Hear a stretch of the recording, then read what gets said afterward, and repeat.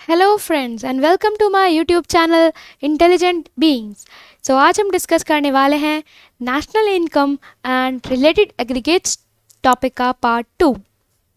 So let's get started and before that don't forget to subscribe, like and share. So what is national income? National income chapter पढ़ रहे हैं तो सबसे पहले हमें ये पता होना चाहिए कि नेशनल इनकम होती क्या है। So national income is the sum total of factor incomes earned by normal residents of a country during the period of an accounting year। अब देखो नेशनल इनकम क्या होती है? कंट्री के नॉर्मल रेसिडेंट्स की फैक्टर इनकम को अगर जोड़ दें यानी उसका टोटल कर दें तो हमें मिल जाता है नेशनल इनकम। अब इस डेफिनेशन से दो पॉइंट्स हमारे सामने आए, वो क्या हैं कि नेशनल इनकम में सिर्फ फैक्टर इनकम्स आती हैं और नेशनल इनकम में नॉर्मल रेसिडेंट्स की ही इनकम आती है। ओके, तो सबसे पहले हम पढ़ने वाले हैं कि ये डोमेस्टिक क्या होता है, डोमेस्टिक टेरिटरी क्या होती है, नॉर्मल रेसिडेंट्स क्या होते हैं और फैक्टर इनकम क्या होती है। उसके बाद में will be returning to this slide again to understand this definition in a better way. So उससे पहले एक चीज़ हम डिस्कस करेंगे कि why do we need money value. किसी भी चीज़ को जब हम जैसे हम जीडीपी कैलकुलेट करें, चाहे कोई भी एग्रीगेट कैलकुलेट करें, तो हमें उस कैलकुलेशन के लिए मनी वैल्यू चाहिए, क्योंकि इकोनॉमी में बहुत सारे गुड्स एंड सर्विसेज का प्रोडक्शन होता है और अगर हमें उनको एक साथ टोटल करना है तो कोई एक ऐसी कॉमन यूनिट होनी चाहिए जिससे हम सबका टोटल कर सकें। राइट, तो वो कॉमन यूनिट है मनी। अब देखो, अगर मान लो 500 केजेस ऑफ वीट प्रोड्यूस हो रहा है, 10,000 लीटर्स ऑफ मिल्क प्रोड्यूस हो रहा है, 10,000 मीटर्स टेक्सटाइल प्रोड्यूस हो रहा है, 500 टन मिनरल्स प्रोड्यूस हो रहे हैं, तो अभी इनको ऐड करना पॉसिबल नहीं है। This is just a rough example. तो ऐसे इन चीज़ों को ऐड करना पॉसिबल नहीं है, बट हाँ अगर कोई कॉमन यूनिट होगी तो हम ऐड कर सकते हैं। तो वो कॉमन यूनिट क्या है? मनी। तो मनी की हेल्प से हम इकोनॉमी में होने वाले सारे गुड्स एंड सर्विसेज का एडिशन कर पाते हैं। आज का एकदम सबसे double star concept, domestic territory. अब ये डोमेस्टिक टेरिटरी क्या होती है तो बहुत ध्यान से समझेंगे इसको, बिकॉज इस कॉन्सेप्ट में से इकोनॉमिक्स के एग्जाम में ट्रू फॉल्स क्वेश्चन आते हैं, 1 मार्क क्वेश्चन आते हैं जो दिमाग एकदम घुमा के रख देते हैं। तो डोमेस्टिक टेरिटरी क्या होती है? अकॉर्डिंग टू यूनाइटेड नेशंस यानी यूएन, इकोनॉमिक टेरिटरी एक ऐसा रीजन है जहां पर गुड्स, सर्विसेज और पर्सन फ्रीली सर्कुलेट कर सकते हैं यानी फ्रीली मूव कर सकते हैं। अब देखो, डोमेस्टिक टेरिटरी को अलग से डिस्कस करने की क्या ज़रूरत थी? हमें तो पता है ना कि हम इंडिया में रहते हैं तो ये हमारी डोमेस्टिक टेरिटरी है, बट अभी हम इकोनॉमिक्स पढ़ रहे हैं और इकोनॉमिक्स में डोमेस्टिक टेरिटरी का कॉन्सेप्ट और ब्रॉडर और वाइडर है। तो देखो, एम्बेसीज पता है सबको क्या होती हैं, ठीक है।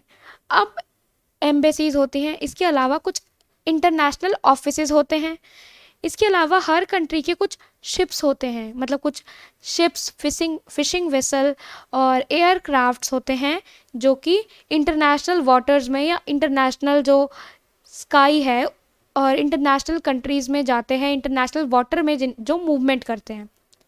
राइट, तो इकोनॉमिक्स में हम ये सब चीज़ें कवर करते हैं। तो इकोनॉमिक पॉइंट ऑफ व्यू से एक डोमेस्टिक टेरिटरी वो होती है जहाँ पर गुड्स, सर्विसेज और पर्सन्स फ्रीली सर्कुलेट करते हैं।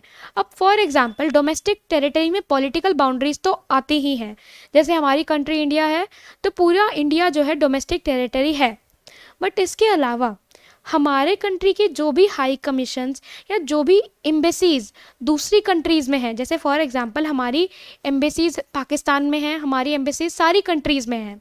इंडियन एम्बेसी, मान लो यूएसए की इंडियन एम्बेसी है, मतलब यूएसए में एक इंडियन एम्बेसी है, तो वो एम्बेसी किसकी टेरिटरी में आएगी? इकोनॉमिक टेरिटरी ऑफ इंडिया, यानी वो इंडिया की ही डोमेस्टिक टेरिटरी है। इसके अलावा अगर कोई मिलिट्री बेसेस होते हैं, जैसे अगर मान लो इंडिया का मिलिट्री बेस है श्रीलंका में, ठीक है, I am just taking an example, तो वो भी क्या होगा? इंडिया की ही डोमेस्टिक टेरिटरी का पार्ट होगा। अब देखो, अब कुछ बच्चे बोलेंगे कि अगर इंडिया की एम्बेसी यूएसए में है तो वो इंडिया की डोमेस्टिक टेरिटरी कैसे हो गई? वो तो यूएसए में है ना, वो तो यूएसए की पॉलिटिकल बाउंड्री में है। बट माय फ्रेंड्स, यही चीज़ यहाँ पे नोट करने वाली है कि एम्बेसीज जिस भी कंट्री की होती हैं, चाहे वो कहीं पर भी हो, वो जिस कंट्री की वो एम्बेसी है उसी की डोमेस्टिक टेरिटरी का पार्ट होती हैं। जैसे इंडिया की एम्बेसी चाहे यूरोप की किसी भी कंट्री में हो, चाहे यूएसए में हो, चाहे पाकिस्तान में हो, चाहे जापान में हो, वो इंडिया की ही डोमेस्टिक टेरिटरी रहेगी।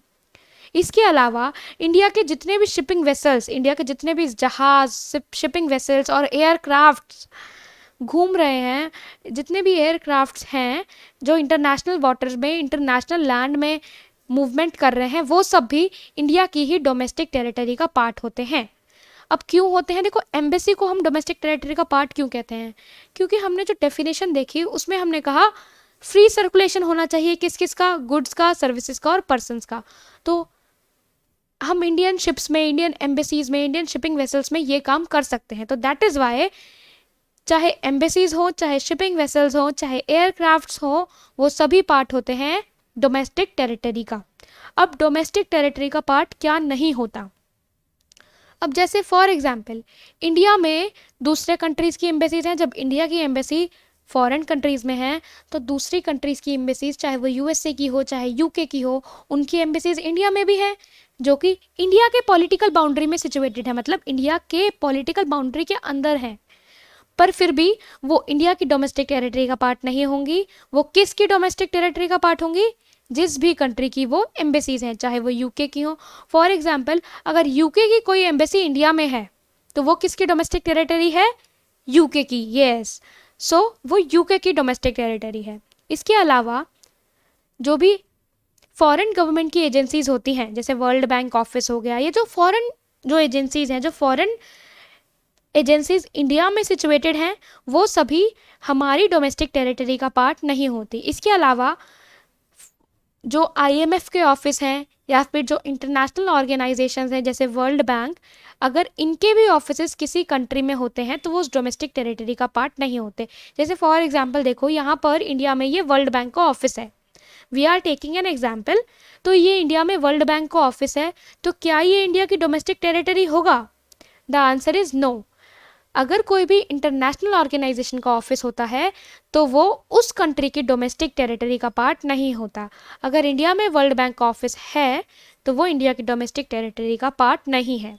Okay, so I hope embassies का कॉन्सेप्ट, शिपिंग वेसल्स, शिप्स का कॉन्सेप्ट आपको क्लियर हो। इसके अलावा जो फॉरेन एजेंसीज या जो फॉरेन ऑफिसेज या जो इंटरनेशनल ऑफिसेज होते हैं वो किसी कंट्री का डोमेस्टिक टेरिटरी का पार्ट नहीं होते।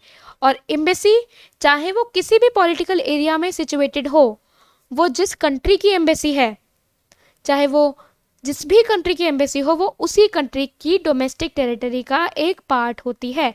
अगर इंडिया में यूके की एक एम्बेसी है या इंडिया में कोई जापानीज एम्बेसी है या पाकिस्तानी एम्बेसी है तो वो उसी कंट्री के डोमेस्टिक टेरिटरी का हिस्सा है। जैसे यूके की है तो वो यूके का ही डोमेस्टिक टेरिटरी का पार्ट रहेगी, वो इंडिया की डोमेस्टिक टेरिटरी का हिस्सा नहीं होगी। ओके, सो अब आते हैं नॉर्मल रेसिडेंट्स पर। अब ये नॉर्मल रेसिडेंट्स क्या होते हैं? एक कॉन्सेप्ट तो हो गया डोमेस्टिक टेरिटरी, अब नॉर्मल रेसिडेंट्स क्या होते हैं? अब देखो, क्या जो आम लोग रह रहे हैं किसी एरिया में, क्या वो नॉर्मल रेसिडेंट्स नहीं होते? या ये नॉर्मल रेसिडेंट्स क्या होते हैं? नॉर्मल रेसिडेंट्स एक कंट्री के वो लोग होते हैं जो एक तो किसी जगह पे रहें, किसी कंट्री में वो रह रहे हैं, इसके अलावा उनका जो इकोनॉमिक इंटरेस्ट है। अब ये इकोनॉमिक इंटरेस्ट क्या होता है? इकोनॉमिक इंटरेस्ट मतलब वो अपनी बेसिक इकोनॉमिक एक्टिविटीज़ जैसे कि परचेजिंग और सेलिंग, ये सब एक्टिविटीज़ कहाँ पे कर रहे हैं? तो जिस रीजन में उनकी इकोनॉमिक एक्टिविटीज़ होती है वही होती है उनकी, जिस रीजन में वो अपनी इकोनॉमिक एक्टिविटीज़ करते हैं वो वहीं के नॉर्मल रेसिडेंट्स माने जाते हैं।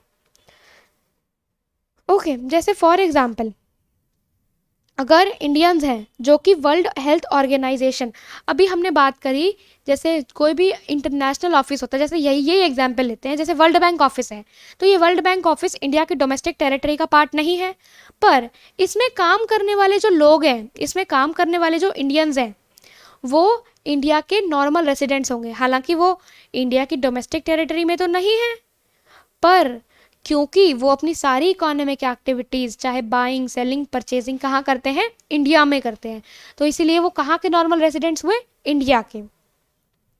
इसके अलावा जो लोग एम्बेसडर्स होते हैं, जो एम्बेसीज में काम करते हैं, जो एम्बेसडर्स होते हैं, वो भी नॉर्मल रेसिडेंट्स होते हैं। जैसे फॉर एग्जांपल ये एक इंडिया का हाई कमीशन है इस्लामाबाद में, ये एक इंडियन एम्बेसी है for example.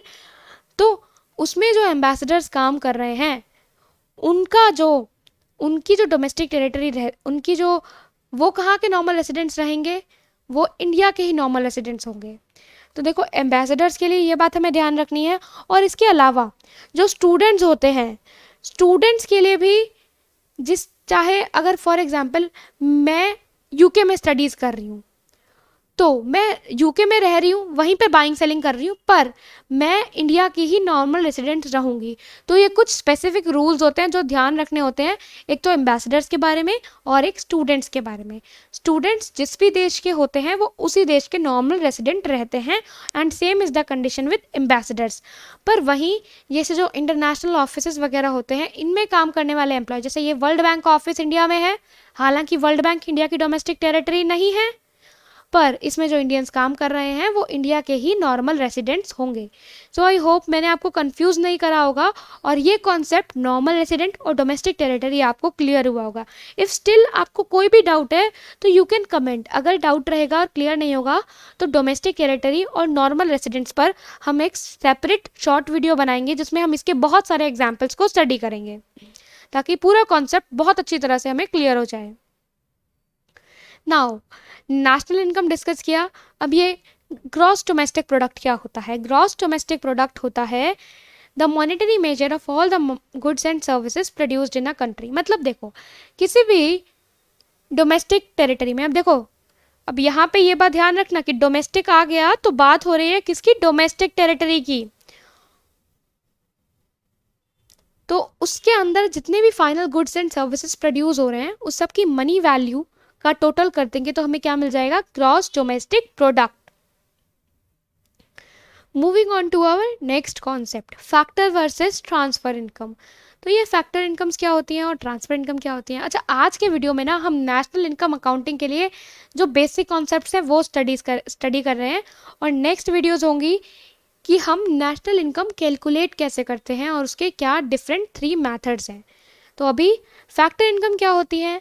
Factor income are the payments made by producing units to the household for the use of their factor services। देखो जो भी पेमेंट किसी सर्विसेज के रिटर्न में दी जाती हैं वो होती है फैक्टर इनकम। और वही ट्रांसफर इनकम्स कौन सी पेमेंट होती हैं? The payment which are received by the person as help, donation और चैरिटी। अगर किसी भी पर्सन को कोई पेमेंट मिल रही है as a form of help या गिफ्ट, तो वो होती है ट्रांसफर इनकम, क्योंकि उसके बदले में कोई इकोनॉमिक सर्विस तो नहीं करी। अब देखो factor income are paid in return of services, while transfer income के लिए कोई भी सर्विस नहीं दी जाती। सबसे लेमैन एग्जाम्पल लें तो क्या है, हमारे पेरेंट्स जॉब करते हैं, अपनी सर्विसेज देते हैं, तो उसके लिए मंथ के एंड में उनको क्या मिलती है? सैलरी। तो वो क्या हो गई? Factor income. वहीं जो इंडिया में बूढ़े लोगों को, बुजुर्ग लोगों को जो पेंशन मिलती है, क्या उसके लिए वो कोई इकोनॉमिक एक्टिविटी करते हैं? नो, पर उनको वो इनकम मिलती है तो वो होती है ट्रांसफर इनकम, यानी जिसके लिए कोई सर्विस नहीं दी जाती। तो और एग्जाम्पल्स क्या है? Scholarships, gifts and donations. अब moving on to the concept of factor income in a bit detail. तो फैक्टर इनकम में क्या क्या आता है? Compensation of employ, rent, profit and interest. अब देखो ये कंपेंसेशन ऑफ एम्प्लॉय क्या होता है? जब भी हम एज एम्प्लॉय काम करते हैं तो हमें हमारी सर्विस के बदले में कुछ कॉम्पेंसेशन मिलती है, उसी को बोलते हैं कॉम्पेंसेशन ऑफ एम्प्लॉय। अब ये कॉम्पेंसेशन ऑफ एम्प्लॉय 3 टाइप्स की होती है। या तो हमें वेजेस और सैलरीज कैश में मिल जाएगी, ठीक है, मतलब वेजेस एंड सैलरी हमें कैश में मिलती है। इसके अलावा हमें कुछ सर्विसेज कुछ काइंड में मिलती है और कुछ हमें मिलते हैं सोशल सिक्योरिटी। अभी देखते हैं ये क्या होता है। जैसे for example I am working for an MNC, तो मुझे मंथ के एंड में अपनी सर्विसेज के लिए क्या मिल रहा है? वेजेस मिल रहा है इन अ कैश, तो मुझे कैश में कुछ सैलरी मिल जाती है। इसके अलावा जिस एम्बेसी में मैं काम करती हूँ, मान लो वो अपने सभी एम्प्लॉयज़ को क्या देता है? रहने के लिए फ्री हाउसिंग फैसिलिटीज़ और पिकअप एंड ड्रॉप के लिए फ्री कैब सर्विसेज। तो देखो इसके लिए भी मुझे कोई अलग से चार्ज नहीं देना पड़ रहा, ये मुझे मेरे सर्विसेज के बदले में ही प्रोवाइड किया जा रहा है। तो ये भी क्या है? वेजेस एंड सैलरीज है, बट इन काइंड, राइट। और इसके अलावा जिस एम्प्लॉयर के लिए हम काम करते हैं वो एम्प्लॉयर सोशल सिक्योरिटी के लिए भी कुछ कंट्रीब्यूशन देता है, जिसको कहते हैं प्रोविडेंट फंड या फिर provident fund and pension fund. तो पेंशन फंड, जैसे जब रिटायरमेंट होती है तो बहुत सारा पैसा मिलता है, तो वो पैसा क्या होता है, वो पेंशन फंड में कलेक्ट होता है और फिर रिटायरमेंट के टाइम में वो मिलता है। अब और कैसे कैसे हम फैक्टर इनकम जनरेट करते हैं, एज अ रेंट, प्रॉफिट और इंटरेस्ट। जैसे फॉर एग्जाम्पल किसी लैंडलॉर्ड के पास कोई लैंड है, कोई ज़मीन है, और उसने उसको किसी को रेंट पे दिया, तो रेंट पे देने के बदले में उसको कुछ किराया मिला, कुछ मनी मिला, ठीक है, किराए के फॉर्म में उसको कुछ मनी मिला, तो उसी को हम क्या बोलते हैं, रेंट। प्रॉफिट क्या होता है, the money received by the production unit. जैसे एक फर्म है, उसमें कुछ चीज़ों का प्रोडक्शन हो रहा है, तो जो एंटरप्रेन्योर होता है, जो उसका मालिक होता है, उसको क्या मिलता है, प्रॉफिट मिलता है। ओके, अब ये तीसरा कॉन्सेप्ट क्या है, इंटरेस्ट। तो इंटरेस्ट क्या होता है, मान लो मैं अपने फिनेंशियल एसेट्स कहीं पर इन्वेस्ट करती हूँ। अब ये फिनेंशियल एसेट्स क्या होते हैं, मतलब फाइनेंशियल एसेट्स क्या होते हैं, तो फाइनेंशियल एसेट्स होते हैं स्टॉक्स, कैपिटल, मनी, ये सब होता है फाइनेंशियल एसेट्स। तो अगर मैं कहीं पर अपना मनी इन्वेस्ट करती हूँ तो मुझे उस पर क्या मिलता है, इंटरेस्ट मिलता है। ओके, तो ये तीन भी फैक्टर इनकम्स ही होती हैं, क्योंकि इसके बदले में भी हम अपने फैक्टर ऑफ प्रोडक्शन तो प्रोवाइड कर रहे हैं। देखो, रेंट के बदले में हम क्या प्रोवाइड कर रहे हैं, लैंड। प्रॉफिट के बदले में हम क्या, मतलब हमें प्रॉफिट किस चीज़ के रिटर्न में मिलता है, एंटरप्रेन्योरशिप के रिटर्न में मिलता है। और इंटरेस्ट किस चीज़ के रिटर्न में मिलता है, जो हम अपना पैसा, अपनी कैपिटल जो प्रोवाइड करते हैं, अपने फिनेंशियल एसेट जो प्रोवाइड करते हैं। अच्छा, इन तीनों टर्म्स के लिए एक कॉमन नेम, मतलब एक कलेक्टिव नेम है ऑपरेटिंग सरप्लस। तो अगर एग्जाम में ऑपरेटिंग सरप्लस लिखा है तो मतलब उसमें रेंट, प्रॉफिट और इंटरेस्ट तीनों का सम कर लिया गया है। Now the concept of market price and factor cost.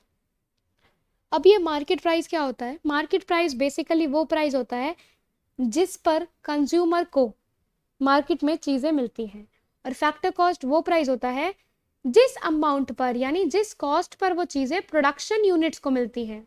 Okay, for example I am going to buy a washing machine. तो वॉशिंग मशीन मैंने मार्केट में जाकर सेलर से पता करा, तो उसने मुझे प्राइस बताया 14,000, और प्रोडक्शन यूनिट से जब वो मशीन निकली थी, प्रोडक्शन यूनिट में उसकी कॉस्ट क्या थी, 12,000, और मार्केट में मुझे क्या मिली, 14,000। तो देखो, यहाँ पे 12,000 कॉस्ट थी, यहाँ पर मार्केट प्राइस में, मार्केट में उसका प्राइस 14,000 कैसे हो गया, क्यों हुआ, because of the indirect taxes. ठीक है, तो मार्केट प्राइस होता है वो प्राइस जो मार्केट में कंज्यूमर्स को पे करना पड़ता है, और फैक्टर कॉस्ट होता है वो प्राइस जो प्रोडक्शन यूनिट्स, जिस प्राइस पर चीज़ें प्रोडक्शन यूनिट के पास होती हैं, मतलब जिस प्राइस पर प्रोडक्शन यूनिट उन्हें मार्केट में डिस्ट्रीब्यूशन के लिए देता है। तो मार्केट प्राइस में हमने अभी देखा कि इनडायरेक्ट टैक्सेस ऐड होते हैं और सब्सिडी सब्ट्रैक्ट हो जाती हैं। ओके, देखो क्या होता है, टैक्सेस के लगने से कोई भी चीज़ कैसी होती है, महंगी होती है, और सब्सिडीज के मिलने से कोई भी चीज़ चीप हो जाती है, यानी सस्ती हो जाती है। ओके, तो आई होप दैट मार्केट प्राइस और फैक्टर कॉस्ट का कॉन्सेप्ट क्लियर हो गया। अब हम जो दूसरा कॉन्सेप्ट स्टडी करेंगे, net factor income from abroad. ये क्या होता है, अब जैसे फॉर एग्जाम्पल हमने अभी डोमेस्टिक टेरिटरी डिस्कस करा है, तो अब देखो, जो भी इनकम हमें अपनी डोमेस्टिक टेरिटरी के बाहर से मिलती है, तो वो क्या होती है, फैक्टर इनकम फ्रॉम अब्रॉड। जैसे अगर कोई Indian security guard UK high commission, जो कि दिल्ली में लोकेटेड, यूके हाई कमीशन में एक इंडियन सिक्योरिटी गार्ड है, मतलब वो बंदा क्या है, इंडियन है, राइट, वो दैट पर्सन इज इंडियन, वो वहां पे अपनी सर्विसेज प्रोवाइड कर रहा है, बदले में उसको क्या मिल रहा है, फैक्टर इनकम। ओके, और देखो अभी हमने बात करा था कि जो एम्बेसीज होती हैं वो उसी कंट्री की डोमेस्टिक टेरिटरी होती है जिसकी वो है। जैसे फॉर एग्जांपल ये यूके हाई कमीशन की हम बात कर रहे हैं, चाहे ये दिल्ली में लोकेटेड है, पर ये डोमेस्टिक टेरिटरी कहाँ की है, ये डोमेस्टिक टेरिटरी यूके की ही है। ओके, अब मानो इसका कोई इंडियन सिक्योरिटी गार्ड है, ओके, तो उसको कुछ फैक्टर इनकम मिल रही है, तो वो फैक्टर इनकम क्या होगी, factor income earned bye residents from abroad, मतलब वो इनकम अब्रॉड से आ रही है।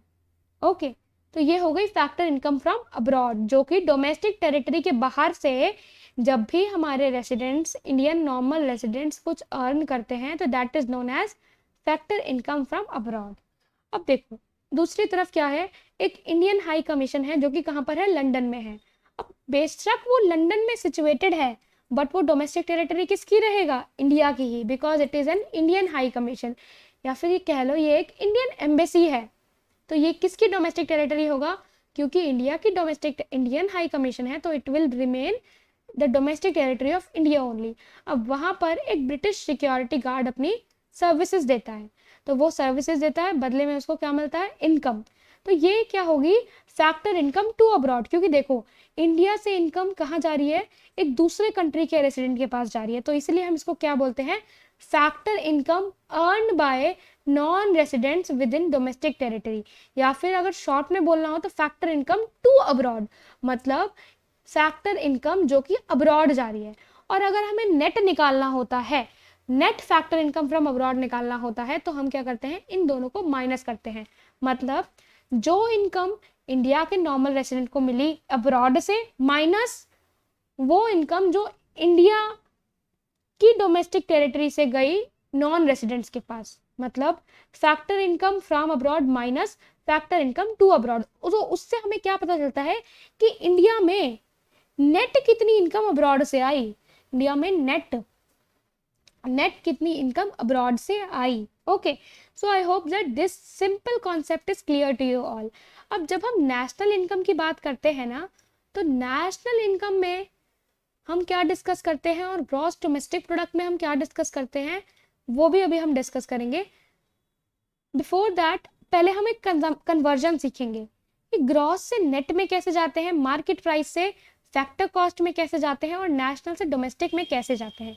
देखो ग्रॉस क्या होता है, ग्रॉस में पूरे टाइम पीरियड का एडेड होता है, और अगर हमें नेट निकालना है, किसी पर्टिकुलर ईयर का निकालना है, तो हम अगर हमें नेट आउटपुट चाहिए तो हम उसमें क्या करते हैं, उसमें से डेप्रिसिएशन यानी कंजम्पशन ऑफ फिक्स्ड कैपिटल को सब्ट्रैक्ट करते हैं। ओके, और मार्केट प्राइस से अगर हमें फैक्टर कॉस्ट पे जाना है तो हम मार्केट प्राइस में से नेट इनडायरेक्ट टैक्सेस को माइनस करते हैं। अब ये नेट इनडायरेक्ट टैक्सेस क्या होते हैं, इनडायरेक्ट टैक्सेस माइनस सब्सिडीज। तो मार्केट प्राइस में से हम क्या निकालेंगे, नेट इनडायरेक्ट टैक्सेस माइनस करेंगे, हमें क्या मिल जाएगा, फैक्टर कॉस्ट। और अगर हमें यहाँ से वापस इस पे जाना है तो हम इसको और इसको ऐड कर देंगे, फैक्टर कॉस्ट और नेट इनडायरेक्ट टैक्सेस को ऐड कर देंगे, और हम किस पे पहुंच जाएंगे, मार्केट प्राइस पर। ओके, तो अभी मैंने कहा था अभी हम नेशनल और डोमेस्टिक का कॉन्सेप्ट डिस्कस करेंगे। तो देखो जब हम नेशनल इनकम की बात करते हैं ना, तो नेशनल इनकम में क्या होता है, हम वो सारी इनकम लेते हैं जो इंडिया के नॉर्मल रेसिडेंट्स ने कमाई है। अब चाहे नॉर्मल रेसिडेंट्स ने इंडिया की डोमेस्टिक टेरिटरी से कमाई हो, चाहे वो इंडियंस ने डोमेस्टिक टेरिटरी के बाहर अब्रॉड से कमाई हो, पर देखो जो भी कमाई नॉर्मल रेसिडेंट्स की होती है, ये टर्म बहुत इंपॉर्टेंट है, नॉर्मल रेसिडेंट्स, इसलिए मैं इसको बार बार रिपीट कर रही हूँ। नॉर्मल रेसिडेंट्स चाहे वो इंडिया की डोमेस्टिक टेरिटरी के अंदर से कमाएं, चाहे वो अब्रॉड से कमाएं, पर नॉर्मल रेसिडेंट्स की सारी इनकम को हम ऐड करके निकालते हैं नेशनल इनकम। और वही जब हम डोमेस्टिक इनकम की बात करते हैं, तो डोमेस्टिक इनकम में हम क्या देखते हैं, हम ये नहीं देखते कि ये नॉर्मल रेसिडेंट इंडिया का है या फिर कहीं बाहर का रेसिडेंट है, हम ये नहीं देखेंगे। हम देखेंगे कि इंडिया की डोमेस्टिक टेरिटरी में कितना प्रोडक्शन हुआ, उसकी मनी वैल्यू लेंगे। ओके, तो ये होती है डोमेस्टिक इनकम। अब देखो डोमेस्टिक इनकम में जो एक बात हमें देखनी है क्या है, अगर कोई नॉन रेसिडेंट्स अब्रॉड से कमा रहे हैं, जैसे फॉर एग्जांपल मैं यूके में काम कर रही हूँ और मैं यूके से कुछ सैलरी इंडिया में भेज रही हूँ, तो वो ऐड नहीं होगी क्योंकि मैं यूके में काम कर रही हूँ जो कि इंडिया की डोमेस्टिक टेरिटरी का पार्ट नहीं है। ओके, यूके में कोई यूके का ही ऑफिस है, वहाँ पे वर्क कर रहे हैं। डोमेस्टिक टेरिटरी में क्या होता है, डोमेस्टिक टेरिटरी में हम सिर्फ डोमेस्टिक टेरिटरी के अंदर जो इनकम प्रोड्यूस हुई है, अब देखो डोमेस्टिक टेरिटरी की बात करें तो डोमेस्टिक टेरिटरी के अंदर, ओके डोमेस्टिक टेरिटरी के अंदर, यस डोमेस्टिक टेरिटरी के अंदर जितनी भी इनकम हमारी जनरेट हुई है, अब देखो ये जो एम्बेसी है ना, याद रखना इंडिया की एम्बेसी चाहे वो कहीं पे भी हो, पाकिस्तान में हो, अमेरिका में हो, जापान में हो, वो इंडिया की ही डोमेस्टिक टेरिटरी रहेगी। तो डोमेस्टिक टेरिटरी के अंदर जितना भी फैक्टर इनकम जनरेट हो रही है, जितनी भी प्रोडक्शन हो रहा है, वो सब होती है डोमेस्टिक इनकम। अब डोमेस्टिक इनकम में हम ये सब इंक्लूड नहीं करेंगे। देखो, वर्ल्ड बैंक ऑफिस है, ये इंडिया की डोमेस्टिक टेरिटरी का पार्ट नहीं है, तो यहाँ से जो इनकम मिल रही है डोमेस्टिक इनकम में हम वो इंक्लूड नहीं करेंगे। ओके, यूके की कोई एम्बेसी इंडिया में है, हम उसकी इनकम इंक्लूड नहीं करेंगे क्योंकि वो यूके की डोमेस्टिक टेरिटरी है। ओके, तो अब मैं आई कैन थिंक दैट कि the concept of national income and domestic income, ये कॉन्सेप्ट में बच्चों को बहुत डाउट रहता है, तो ये आपको क्लियर हो गया होगा। तो इसके लिए अगर हमें नेशनल से डोमेस्टिक और डोमेस्टिक से नेशनल का कन्वर्जन करना होता है तो इसमें बस एक डिफरेंस ये होता है, net factor income from abroad. और net factor income of abroad क्या होती है हमने यहाँ पर बहुत अच्छे से डिस्कस करा। Net factor income of abroad मतलब कितनी नेट इनकम इंडिया के नॉर्मल रेसिडेंट इंडिया की डोमेस्टिक टेरिटरी के बाहर से यानी अब्रॉड से अर्न कर रहे हैं। ओके, तो अगर हमें नेशनल से डोमेस्टिक पर जाना है तो हम नेशनल में से net factor income from abroad को सब्ट्रैक्ट करेंगे, और अगर हमें डोमेस्टिक से नेशनल पर जाना है तो हम इन दोनों को ऐड करेंगे। सो आई होप ये कन्वर्जन, ये न्यूमेरिकल्स में बहुत इंपॉर्टेंट है, तो इसको अपनी बुक में या नोटबुक में नोट कर लो। न्यूमेरिकल्स के टाइम में we will be using this concept, this conversion tips to solve our numericals. Okay, so अभी हमने ग्रॉस, नेशनल, ये सब कॉन्सेप्ट देख लिए, तो अभी हम वापस चलेंगे अपनी फर्स्ट डेफिनेशन पे, नेशनल इनकम की डेफिनेशन पे। तो अब आई थिंक कि आपको फैक्टर इनकम का कॉन्सेप्ट क्लियर है और नॉर्मल रेसिडेंस का कॉन्सेप्ट क्लियर है। अब नॉर्मल रेसिडेंट्स चाहे इंडिया से कमाए यानी इंडिया की डोमेस्टिक टेरिटरी से कमाए, चाहे वो अब्रॉड से कमाए, पर जो इंडिया का नॉर्मल रेसिडेंट है उसकी सारी फैक्टर इनकम का टोटल करते हैं हम नेशनल इनकम में। वहीं when we come to GDP, तो जीडीपी में हम डोमेस्टिक टेरिटरी देखते हैं। ओके, तो डोमेस्टिक टेरिटरी का कॉन्सेप्ट आई होप आपको क्लियर हो गया हो। डोमेस्टिक टेरिटरी में हम ये नहीं देखेंगे कि वो नॉर्मल रेसिडेंट है या नहीं है, हम सिर्फ देखते हैं कि वो प्रोडक्शन या जो भी वो फैक्टर इनकम है वो इंडिया की डोमेस्टिक टेरिटरी में जनरेट हुई हो।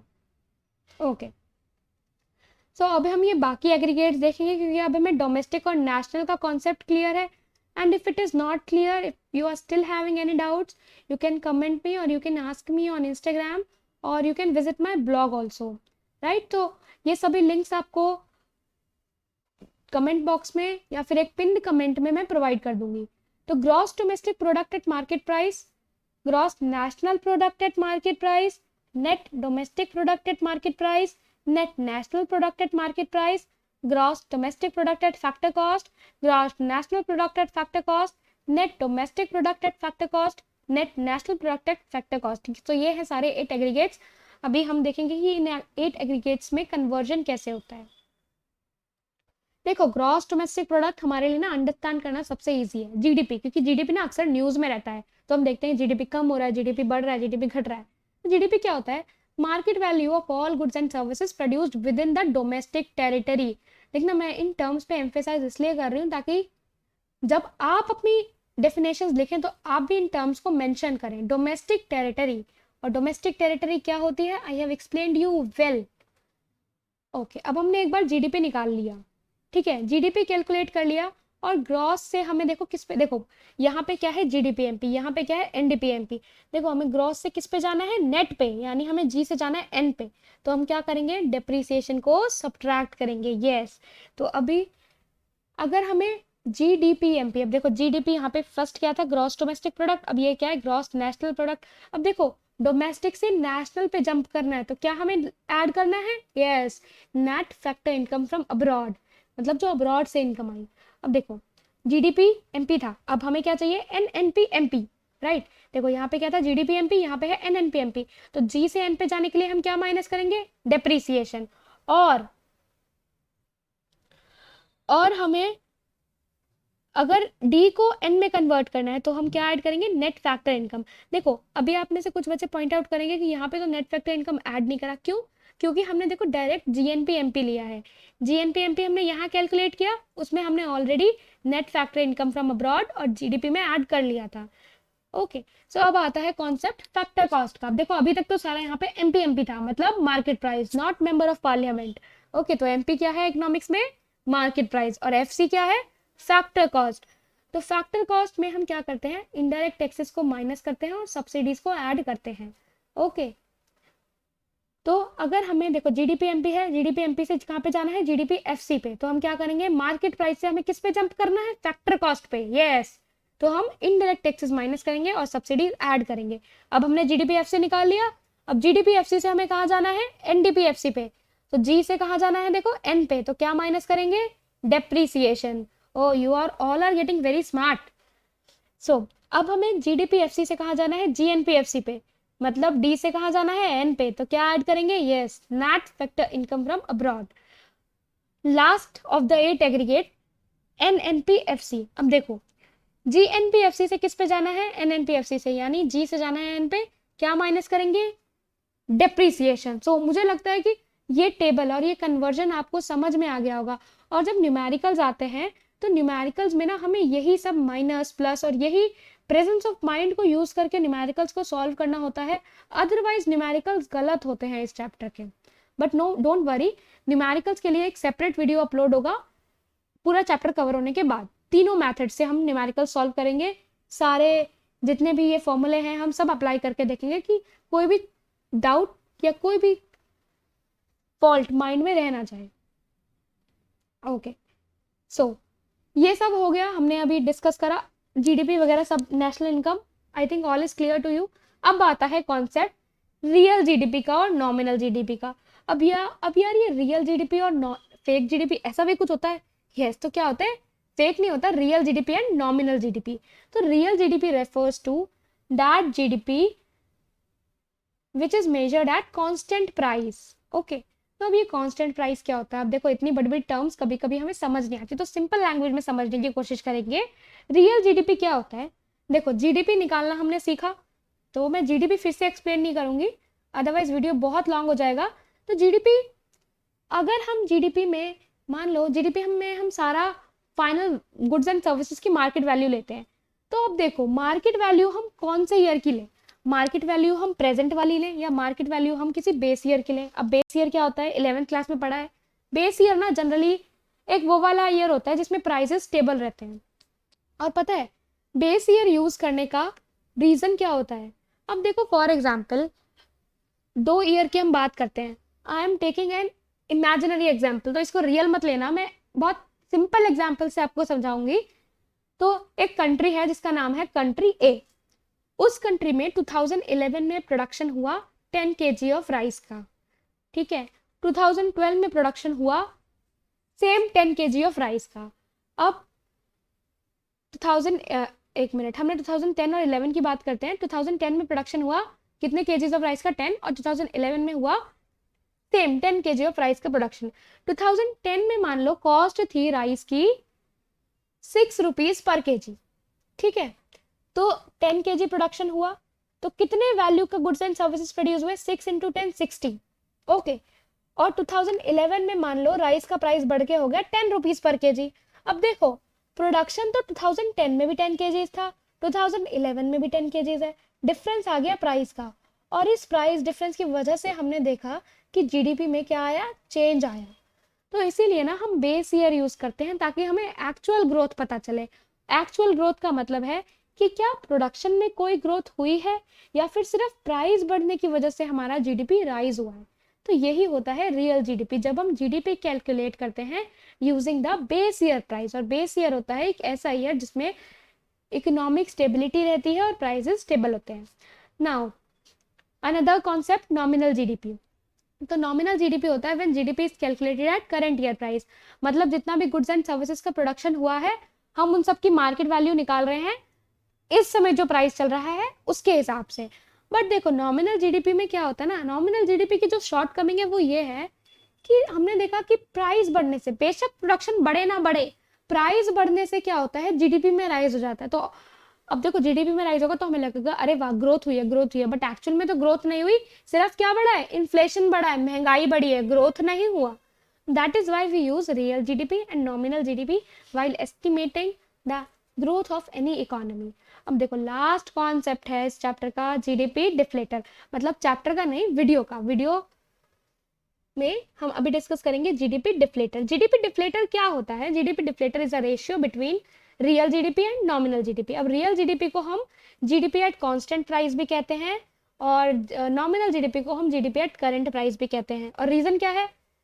रीजन है नॉमिनल जीडीपी में क्योंकि हम करंट प्राइसेस का यूज करते हैं तो इसलिए GDP at constant current price, और वहीं रियल जीडीपी में हम यूज करते हैं बेस ईयर प्राइस, तो वो बेस ईयर के प्राइसेस क्या होते हैं? कांस्टेंट होते हैं। That is why we say it GDP at constant price. तो जीडीपी डिफ्लेटर का फॉर्मूला है GDP at constant price upon में GDP at current price into 100।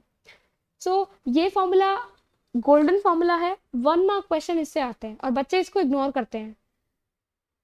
Okay तो ये फॉर्मूला नोट डाउन करेंगे, इससे 1 मार्क क्वेश्चन आते हैं और कभी कभी 2 मार्क्स के या 3 मतलब कुछ न्यूमेरिकल्स में भी पूछा जा सकता है। ओके सो अब लास्ट आज की वीडियो का लास्ट टॉपिक है लिमिटेशन टू जीडीपी। तो कॉन्ग्रेचुलेशन, आपने पूरी वीडियो कवर कर लिया अभी तक। और वीडियो को ना हमेशा एंड तक देखा करो, क्योंकि जब तक हम एंड तक नहीं देखते ना तब तक हमें पूरे कॉन्सेप्ट समझ में नहीं आते और कभी कभी आधी अधूरी नॉलेज बहुत ज़्यादा डेंजरस होती है हमारे लिए। तो इसलिए हमें फुल कॉन्सेप्ट्स डिटेल में पता होने चाहिए। तो yes, now coming back to topic limitation to GDP. अब देखो जीडीपी की लिमिटेशंस क्या हैं। देखो जीडीपी में हमने बात करा था कि हम इकोनॉमिक एक्टिविटी का मनी वैल्यू लेते हैं। तो देखो ये जो पर्सन पेड़ लगा रहा है या जो हमारी मदर इतनी सारी एक्टिविटीज करती हैं या जो हम काम अपने रेजोविनेशन के लिए करते हैं जैसे आर्ट पेंटिंग वगैरह, इनकी कोई मार्केट वैल्यू नहीं होती तो ये जीडीपी में नहीं आते। बट हम सभी जानते हैं ये सभी एक्टिविटीज कितनी इंपॉर्टेंट है, राइट। इसके अलावा अब देखो जीडीपी में तो हमें क्या करना है, जीडीपी की डेफिनेशन इतनी बार पढ़ ली, दोबारा जाने का मन भी नहीं है उस पेज पर। तो जीडीपी में हम क्या करते हैं, हम क्या लेते हैं, money value of all final goods and services. अब चाहे कंट्री में सिगरेट्स प्रोड्यूस हो रही है, अल्कोहल प्रोड्यूस हो रहा है, वो भी गुड्स एंड सर्विसेज ही है ना। बट अगर उसके प्रोडक्शन की वजह से हमारा जीडीपी बढ़ रहा है तो that is not a good sign, वो वेलफेयर का साइन नहीं है। या फिर अगर हमारी इकोनॉमी में हम डिफेंस गुड्स प्रोड्यूस कर रहे हैं, ठीक है, गोली बंदूक हथियार ये सब प्रोड्यूस कर रहे हैं, तो इससे भी वेलफेयर हमारा नहीं बढ़ रहा। तो जीडीपी को हम कैलकुलेट करते हैं तो जीडीपी से हमें वेलफेयर के बारे में इंफॉर्मेशन नहीं मिलती। ओके दूसरे लिमिटेशंस क्या है, देखो मैंने एग्जांपल दिया कि अगर इकोनॉमी में अल्कोहल और सिगरेट्स प्रोड्यूस हो रही हैं, these are harmful to health, injurious to health. Okay तो स्मोकिंग एंड ड्रिंकिंग से कैंसर होता है, राइट, हम सबको पता है। बट फिर भी ये चीज़ें इकोनॉमी में प्रोड्यूस होती हैं। ओके सो इनके प्रोडक्शन से भी जीडीपी बढ़ रहा है because they are also final goods and services. पर क्या इससे वेलफेयर बढ़ रहा है? Definitely the answer is no. And इसके अलावा जीडीपी से जो हमें नहीं पता चलता वो है इनइक्वालिटी ऑफ इनकम। देखो कंट्री में एक तरफ तो बिलियनर्स भी होते हैं और कंट्री में एक तरफ ऐसे भी लोग होते हैं जो बिलो पॉवर्टी लाइन होते हैं, जिनके पास मतलब दिन में 2 टाइम खाना खाने के लिए भी प्रॉपर रिसोर्सेज मनी नहीं होता।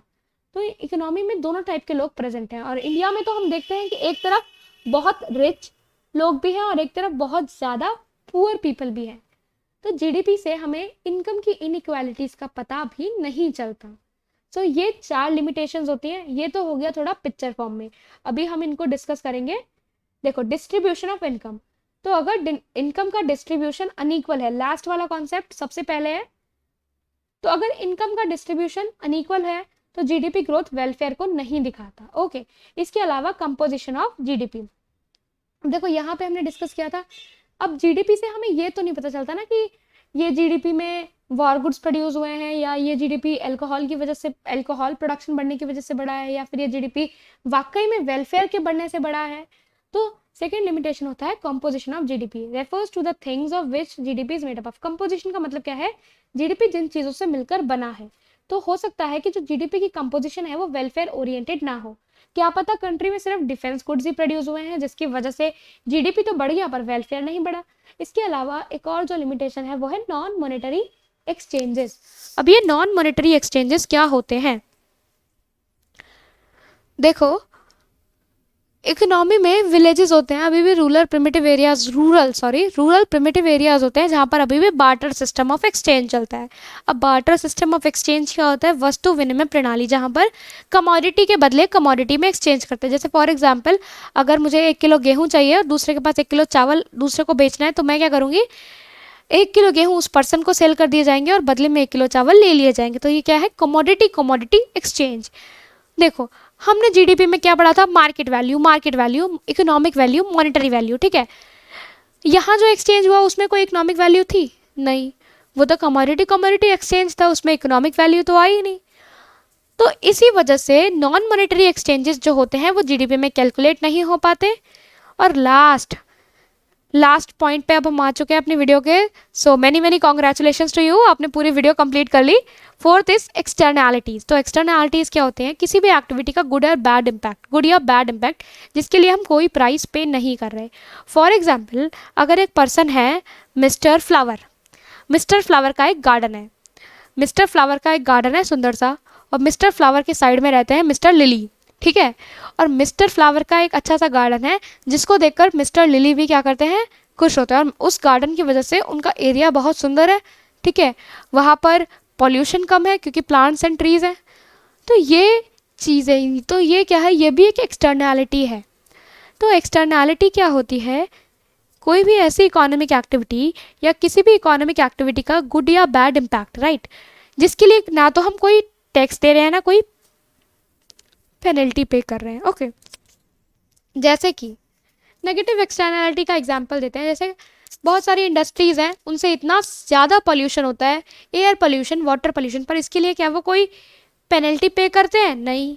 तो ये है एक्सटर्नैलिटी होता है नेगेटिव या पॉजिटिव इम्पैक्ट जिसके लिए ना तो कोई प्राइस ना तो कोई पेनल्टी दी जाती है। तो एक्सटर्नैलिटीज़ पॉजिटिव भी होती है और नेगेटिव भी। पॉजिटिव थी गार्डन वाली, और नेगेटिव कौन सी थी, नेगेटिव एक्सटर्नैलिटी थी जो अभी हमने एग्जाम्पल लिया पोल्यूशन का, इंडस्ट्रीज से जो पोल्यूशन होता है। So this is all for today's video. Don't forget to like, share and subscribe, and हमेशा वीडियो को एंड तक देखा करो ताकि पूरा कॉन्सेप्ट समझ में आए। वीडियोस थोड़ी लंबी हो जाती हैं बिकॉज जब हम पढ़ते हैं ना तो हमें सिर्फ रट्टा नहीं मारना या एकदम स्पीड में नहीं पढ़ना, हमें समझ के पढ़ना है ताकि हम प्रिपरेशन ना एकदम फुल की कर पाएँ। So thank you so much for watching this video, and hope guys that you are liking my videos and you are finding my videos informative. Okay, goodbye, stay safe and stay healthy and study a lot.